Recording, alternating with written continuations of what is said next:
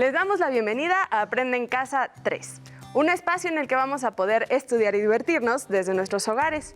Y el día de hoy nos acompaña la maestra Valeria Gallegos, a quien recibo con muchísimo gusto. ¿Cómo estás, maestra? Hola, buenos días, bien. Un saludo a las niñas y niños que nos ven en casa. El día de hoy vamos a tener el gusto de estar con ustedes en esta clase de historia de cuarto grado. ¿Ya están listos? Vamos con Ajolisto y comenzamos. ¡Hola! Vamos a ver el siguiente video. Buenas prácticas para seguir adelante. Como todos sabemos, la COVID-19 es una enfermedad que se contagia muy fácilmente entre las personas. Por eso hay que continuar cuidándonos siguiendo las buenas prácticas que ya todos conocemos para evitar contagiarnos. Utiliza cubrebocas, no salgas de casa. Si tienes que hacerlo, recuerda que es obligatorio utilizarlo. Mantén una distancia mínima de 1,5 metros entre tú y los demás. Lávate las manos muy seguido con agua y jabón por lo menos durante 20 segundos o aplica desinfectante a base de agua y alcohol. Desinfecta las superficies de los objetos que más utilizas. También las cosas que compres en la tienda o en el supermercado. Sigamos luchando juntos contra este virus, cuidándonos los unos a los otros. Es muy importante continuar con las recomendaciones para evitar contagios de COVID. Trata de no salir de casa a menos que sea muy necesario. Si lo haces, utiliza el cubrebocas. Lava tus manos frecuentemente con agua y con jabón, por lo menos durante 20 segundos. Ahora es momento de seguir con el programa de hoy. ¿Listas? ¿Listos? ¡Muy bien! ¡Nos vemos pronto! Después de haber escuchado los consejos de Ajolisto, ahora sí vamos a comenzar con la sesión del día de hoy. Esta clase te va a encantar, Jenny, pues hablaremos de las aportaciones que tanto africanos como asiáticos hicieron a nuestra cultura en el periodo virreinal y que podemos observar hasta el día de hoy en instrumentos musicales, el lenguaje, arte, ropa y hasta en danzas. En clases anteriores hemos hablado sobre el mestizaje y vimos cómo distintas culturas influyeron y dieron origen a muchas tradiciones y muchas costumbres que se conservan en la actualidad. Precisamente. La semana pasada en nuestra clase de legado virreinal abordamos aspectos como la música y platicamos de la marimba y también del son jarocho. ¿La recuerdas, Jenny? Claro que sí, maestra. Dijimos que el son es un producto de los procesos de mestizaje cultural que se dieron durante el virreinato y tiene influencia de diversas culturas como la indígena, la africana e incluso la europea. También hablamos de la lengua y de la religión. Incluso uno de nuestros alumnos, José, si no mal recuerdo, nos escribió desde Tehuerichic, Chihuahua, y nos contó sobre cómo son las celebraciones de Semana Santa en su comunidad. De manera que pudimos observar el mestizaje en estas tradiciones. Muy bien. Hoy vamos a profundizar un poco más en lo que tiene influencia específica tanto de africanos como de asiáticos. Así que, para comenzar, los invito a acompañarme a ver el siguiente video en el que aprenderemos sobre el papel que tenían las personas que provenían de África en la sociedad novohispana. Antes, les invitamos a tener a la mano su libro de texto en las páginas 144, 145 y 146 para consultar el aprendizaje del día de hoy. Ahora sí, vamos al video. Como esclavos y como esclavas, como personas esclavizados, porque no eran esclavos al nacer, sino que los esclavizaron. Se dedicaron a hacer muchas labores en la Nueva España. En las ciudades como la Ciudad de México, en las capitales, fueron muy importantes en el servicio doméstico, por ejemplo. Trabajaban en iglesias, en conventos, en casas particulares. Y destaca la actividad de las mujeres como nodrizas, como amas de leche, que se dedicaban a amamantar a los niños de las criollas o incluso de las españolas. Hay que recordar que en esa época muchas mujeres morían de parto o muchas no tenían leche, entonces de amamantar a los niños era una labor muy importante. Tenemos noticia que muchas de ellas obtuvieron la libertad porque los hombres, los hijos o las hijas se los daban cuando morían en reconocimiento a que los habían criado. Siempre encontramos notas que dicen gracias o le doy la libertad por haberme criado y amamantado, ¿no? Esta fue una labor muy importante. Las mujeres también se dedicaban a hacer la cocina, a hacer la lavandería, todas las actividades cotidianas que eran muy pesadas en esa época. No había lavadoras de trastes ni nada de esas cosas. Ni drenaje, ni nada de eso. Esta idea de que los africanos solo fueron personas esclavizadas es errónea. Muchos de ellos lograron tener mejores condiciones de vida social y económica, y muchos se mezclaron con otros grupos. ¿Por qué? Porque obtener la libertad a través del matrimonio o de la relación con una persona de otro grupo permitía la libertad de los hijos. No hay que olvidar que la libertad la otorgaba el vientre. Entonces los africanos que tenían relaciones e hijos con indígenas libres, sus hijos ya eran libres. Ahora sería importante que habláramos un poco de las labores que hacían durante la época virreinal en las plantaciones, por ejemplo en Veracruz o en la Costa Chica, como arrieros, como capataces de los ganados, ¿no? Sí, sobre todo en algunos lugares el cultivo de caña, ¿no? Sobre todo en el sur de Morelos, ¿no? En Veracruz, muy enfocados a esas labores, pero evidentemente como en las labores ganaderas, ¿no? Como caporales, como vaqueros. Hay menciones de que eran extraordinarios vaqueros, ¿no? Los afromestizos, afrodescendientes, y eran los arrieros por excelencia, que eran los que, bueno, llevaban, comerciaban y llevaban los materiales y las mercancías de un lado al otro, a veces hasta puntos sumamente distantes en el mismo país.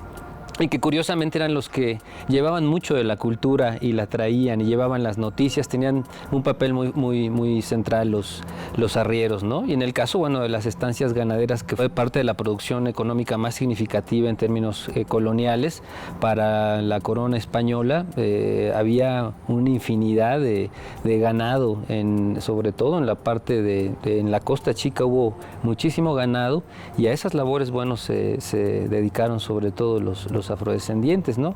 Acá parte interesante de lo que comentabas, me gustaría un poco regresar a lo que decías sobre su papel en la parte, por ejemplo, de las urbes, en el centro de México, y esto de las prohibiciones, ¿no? Los mitos que hay, los estereotipos que hay, ¿no? Por ejemplo, no hay noticia de que hubiera prohibiciones, por ejemplo, de tambores, como sí la hubo en las colonias británicas, por ejemplo, ¿no? Al contrario, por ejemplo, en el siglo XVI eran los negros y afrodescendientes a los que se buscaba para que anunciaran los pendones con trompetas y con tambores, los pregoneros, ¿no? Y es interesante porque hay menciones de esta en la parte de lo cultural, por ejemplo, en lo musical. En 1605 hay noticias de que se reunían al lado de la Piedra del Sol y negros y indígenas y se ponían a tocar y a lo que decían ellos jugar, ¿no? Una categoría colonial, lo cual quiere decir que no había tanta separación en ciertas partes del país, ¿no? Que había una integración bastante cotidiana, ¿no? Sí, como que hay un mito alrededor de que la época colonial fue esta época de gran racismo, de gran segregación, y es un mito, porque realmente el racismo y la segregación, como la conocemos hoy en día, empezó a finales del 18 con esta idea de la catalogación de las personas, de la invención de lo que son las razas. Maestra, qué interesante. Yo pensé que los africanos únicamente habían sido injustamente explotados como esclavos, pero con el video me doy cuenta de que su papel en la sociedad fue muy importante y que su trabajo y sus aportaciones influyeron muchísimo en la cultura novohispana. Definitivamente, Jenny. Al principio, las y los africanos llegaron como esclavos con los colonizadores y los que huían se les llamaba cimarrones. La libertad, como lo dijo la especialista, la podían conseguir por distintos medios. Los dueños podían otorgarla ya sea en vida o a través de testamento. Ellos también podían comprar su libertad. Por ejemplo, algunas esclavas vendían pan o dulces y con ello reunían dinero para pagar la libertad de sus hijos. Otra forma era a través del matrimonio. La población de origen africano se podía relacionar y emparentar con cualquier miembro de otro grupo para que sus hijos no heredaran la esclavitud. También es importante señalar que los afrodescendientes formaron parte de las milicias novohispanas. A partir de 1765, los mulatos y pardos se integraron formalmente al ejército. De esta forma obtuvieron privilegios y el fuero militar, logrando así su prestigio social. Cabe indicar que un sector de la sociedad veía esto con recelo, debido al miedo que prevalecía de que los afrodescendientes se organizaran y pudieran rebelarse. Debido al incremento de la población hacia finales del siglo XVIII, el número de personas esclavizadas comenzó a disminuir. ¡Wow! Maestra, ¿y de dónde venían esas personas? Las personas africanas que llegaron a la Nueva España provenían de lo que hoy son los actuales países de Sudán, Angola, el Congo, Guinea y Mozambique. Estos hombres, mujeres y niños africanos arribaron a los puertos de Veracruz y Acapulco. Otros ingresaron por vía contrabando por las costas de Campeche. Desde estos puntos fueron trasladados a la Ciudad de México para distribuirlos e internarlos en el resto del territorio de la Nueva España. Si mal no recuerdo, fueron traídos debido al descenso de la población indígena, lo cual se debió a la guerra de conquistas, el trabajo forzado y las epidemias. ¿Estoy en lo correcto? ¡Qué buena memoria tienes, Jenny! Justo por lo que dices, se hizo necesario el trabajo de esclavos para explotar las minas, trabajar las haciendas ganaderas, azucareras y agrícolas, así como para el servicio doméstico y construcciones. Posteriormente, se les incorporó en talleres como aprendices oficiales y maestros de los gremios de herreros, sastres, pintores, panaderos, etc. Durante el periodo novohispano, a muchas mujeres, las familias adineradas, las ocuparon dentro del servicio doméstico como cocineras, nodrizas y en el cuidado de los niños. Debido a que algunas de ellas también eran parteras y curanderas, fueron acusadas ante el Tribunal del Santo Oficio, la Inquisición, de hechiceras por hacer uso de hierbas, magia y amuletos, con el argumento de que bajo estas prácticas renegaban de la religión. ¡Qué interesante! Pienso que ellos, aun cuando estuvieran en estas condiciones adversas, trajeron consigo su cultura, lo cual debió haber aportado muchísimo a la sociedad novohispana y que hoy debe de ser parte de nuestra herencia cultural también. Así es, Jenny. Su riqueza cultural se manifiesta en cuentos, proverbios, juegos, música, bailes, cocina, religiosidad y creencias, por lo que aportaron diversos elementos a la cultura novohispana. Y en la actualidad la población de afrodescendientes forma parte fundamental de nuestra sociedad. Y hay estados de la República en donde tienen una gran presencia, como Veracruz, Oaxaca o Guerrero, por mencionar algunos nada más. Recuerdo el poblado de Gaspar Yanga, por ejemplo, lo aprendimos en clases pasadas. Mencionamos que el nombre se le puso en honor al famoso El Yanga, vocablo que en lengua africana significa príncipe, esclavo negro que demostró coraje y valentía en la lucha por la libertad de los esclavos africanos. Así es. Y como ese lugar, hay otros que conservan costumbres y tradiciones africanas. Por ejemplo, en Veracruz, el municipio de Actopan, existe un lugar llamado Coyolillo, el cual fue fundado a principios del siglo XVIII por descendientes africanos y mestizos. Algo muy interesante de este lugar es que tienen una fiesta popular de origen africana, la cual incluye bailes y música, con la que los habitantes de este poblado mantienen vivo su origen africano.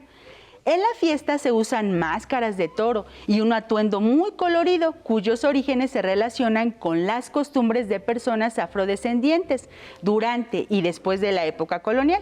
Las máscaras son una característica particular del disfraz típico del carnaval y los motivos principales son animales, hombres y diablos.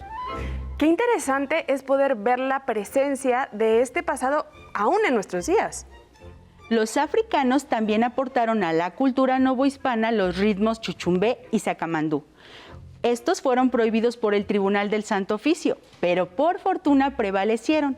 Además de esos, en el archivo inquisitorial hay documentos que tratan sobre otros 41 bailes que fueron denunciados ante este tribunal religioso. Además de la marimba, otros instrumentos que aportaron fueron los tambores, la charrasca, que siguen presentes hoy en día en muchas festividades a lo largo del país. Sin esos instrumentos, la música típica mexicana no sería lo que actualmente es, porque, por ejemplo, ¿cómo se tocaría un son jarocho? Pues seguramente no se escucharía igual o a lo mejor ni existiría esa música. Y no solo instrumentos musicales son parte de la herencia africana. En cuanto al lenguaje, hay palabras que hasta la fecha se emplean en diversas regiones, entre ellas chamuco, cafre, cambujo o chamba. Las palabras chamuco y chamba sí las conozco, maestra. Chamuco es otra forma de nombrar a un diablo y chamba al trabajo. Así es, Jenny. Ahora pasemos a los aportes de los asiáticos, que son herencia de la época virreinal y que continúan hasta nuestros días. De este sí tengo muchísima curiosidad por saber qué herencia nos dejaron los que vinieron del continente asiático, maestra. Pues hay que poner mucha atención, Jenny. Aunque la población de origen asiático en la Nueva España fue moderada, se estableció principalmente en la costa del Pacífico y en la capital del virreinato.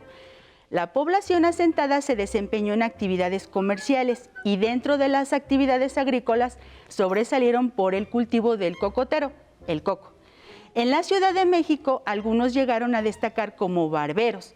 Por su parte, indios filipinos fueron a explorar el territorio de Alta California.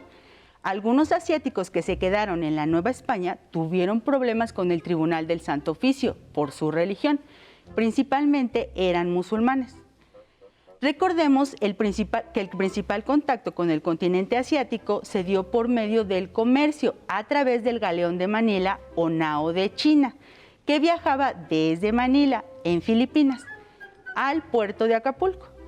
Este transportaba una gran variedad de productos asiáticos, como especias, esencias, plantas medicinales, sedas, perlas, piedras preciosas, porcelana, marfiles, frutas como los mangos, etc. Este galeón que hemos nombrado tanto y fue clave para el comercio de productos, ¿verdad, maestra? Exactamente, Jenny.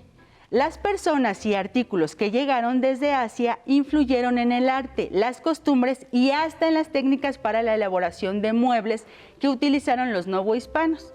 En Michoacán, por ejemplo, fueron imitadas las lacas chinas, creando hermosas cajoneras y baúles locales que se aprecian hasta nuestros días. Claro, maestra.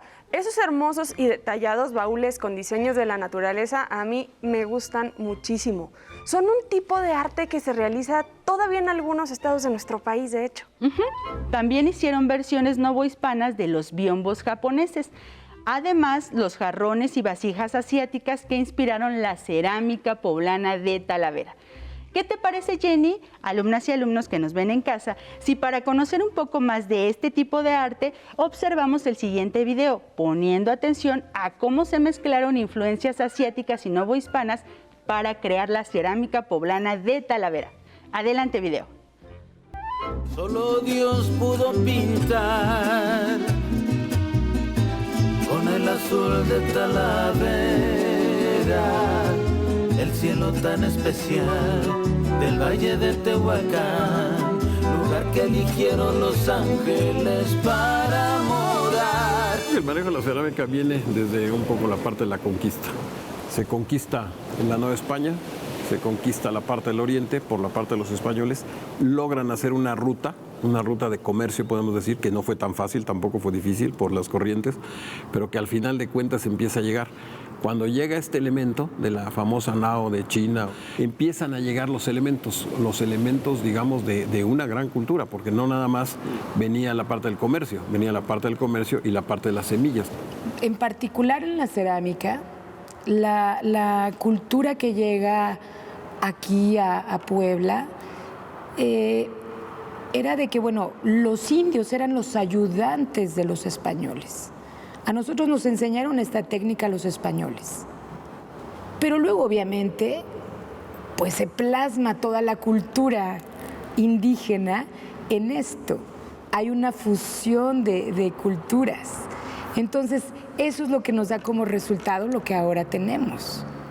Una herencia, ¿no? Primero de los chinos a los árabes, de los árabes a los españoles, de los españoles aquí a México. Y en esa integración del oriente se empiezan a mezclar con los elementos de trabajo que tenía la parte americana. Y al integrarla a nosotros, pues automáticamente como que brilla el elemento de trabajo. No nos da miedo el retomarlo, no tenemos miedo de poderlo adaptar para nuestras necesidades y automáticamente se vuelve un elemento oriental muy poblano hacia la parte del mundo. Eso yo creo que es un poco la parte interesante de este fenómeno, podemos decir, tanto social y cultural. Por eso la parte cultural es muy importante de la forma de por qué lo adoptas o por qué lo integras, ¿no? Por ejemplo, los tibores. Pues nadie puede decir que los tibores son poblanos. Bueno, la figura es totalmente oriental, pero después se volvieron los tibores poblanos de la Talavera poblana.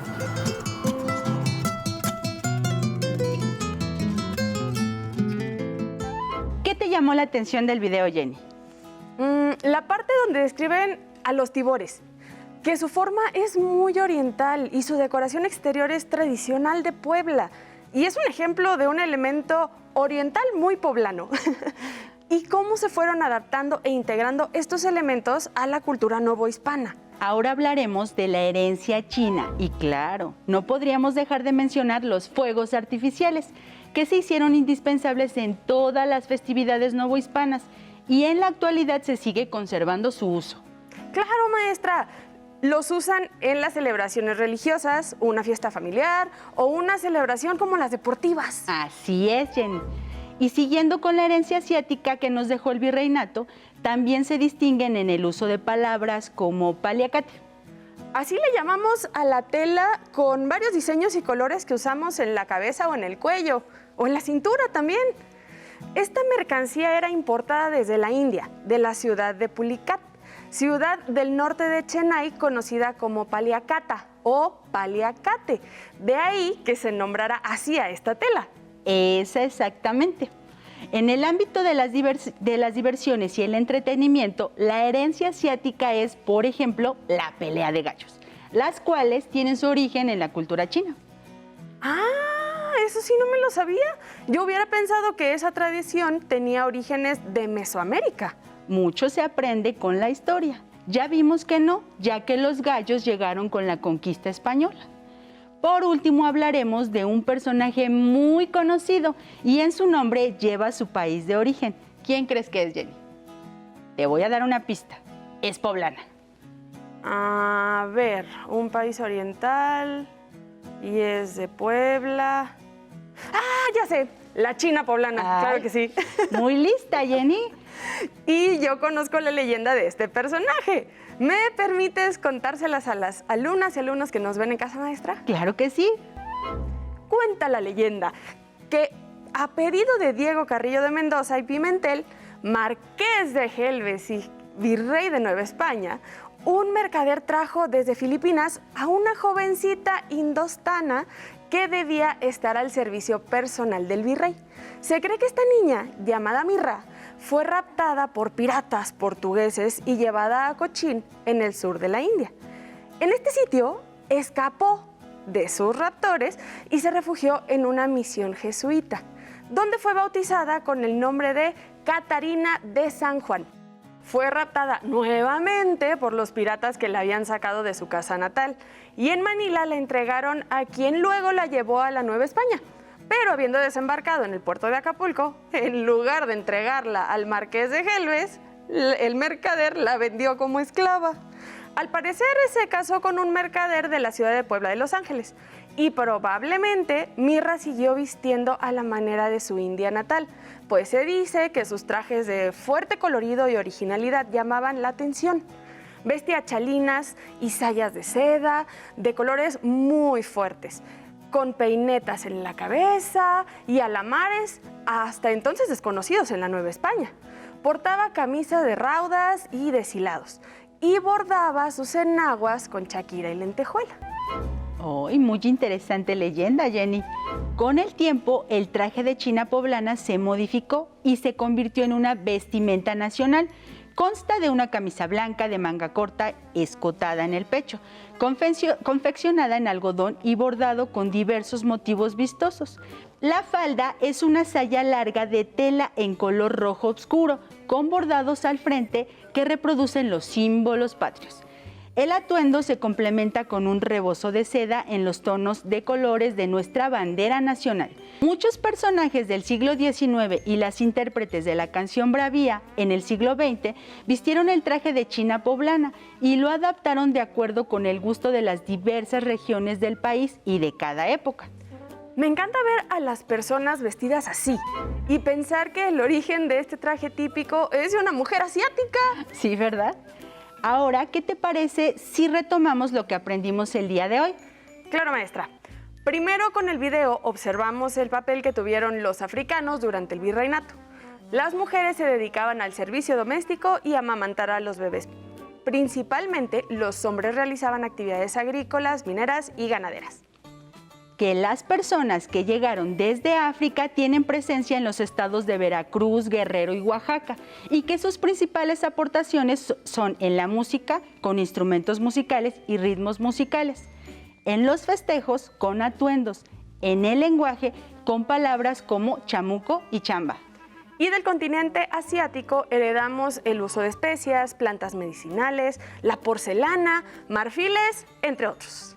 También los asiáticos influenciaron en la elaboración de muebles, como los baúles y las cajoneras de Michoacán, y en la artesanía tan característica y tradicional, la cerámica poblana de Talavera. Con el video identificamos características asiáticas y poblanas en el diseño de objetos como los tibores. Y reconocimos un personaje muy característico de las tradiciones del estado de Puebla. ¡La China poblana! Ay, maestra, qué interesante clase. Muchísimas gracias por todo lo que nos compartiste el día de hoy. Gracias a ti y a las niñas y niños que nos ven desde casa. Nos vemos en la siguiente clase. Nos vemos en la siguiente clase, maestra Valeria Gallegos. Si te es posible, consulta otros libros y comenta el tema de hoy con tu familia. Si tienes la fortuna de hablar una lengua indígena, aprovecha también este momento para practicarla y platica con tu familia en tu lengua materna. Por hoy hemos terminado con los aportes africanos y asiáticos de historia de 4º grado y espero lo hayan disfrutado tanto como nosotras. Nos vemos en la próxima. A continuación, matemáticas. Pero antes, vamos a movernos un poco.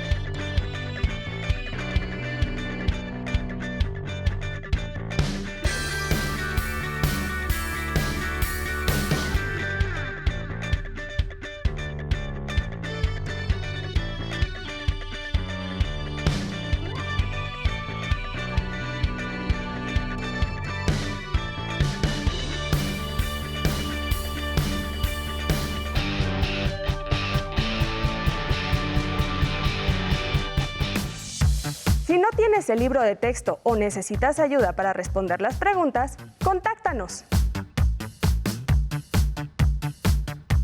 Para solicitar apoyo pedagógico, comunícate con maestras y maestros de lunes a viernes de 8 a 20 horas al teléfono 55 41 72 04 13 con 100 líneas.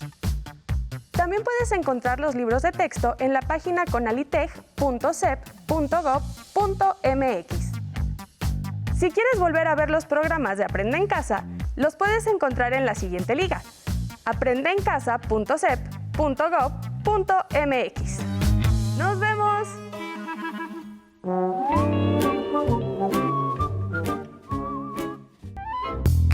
Cuando era pequeña, sabía que había algo diferente en mí que me encantaba.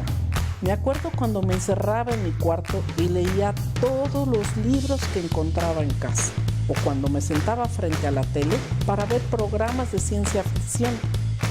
Un día alguien me dijo, las matemáticas no son para mujeres. Así que decidí estudiar ingeniería en energía y después ingeniería nuclear.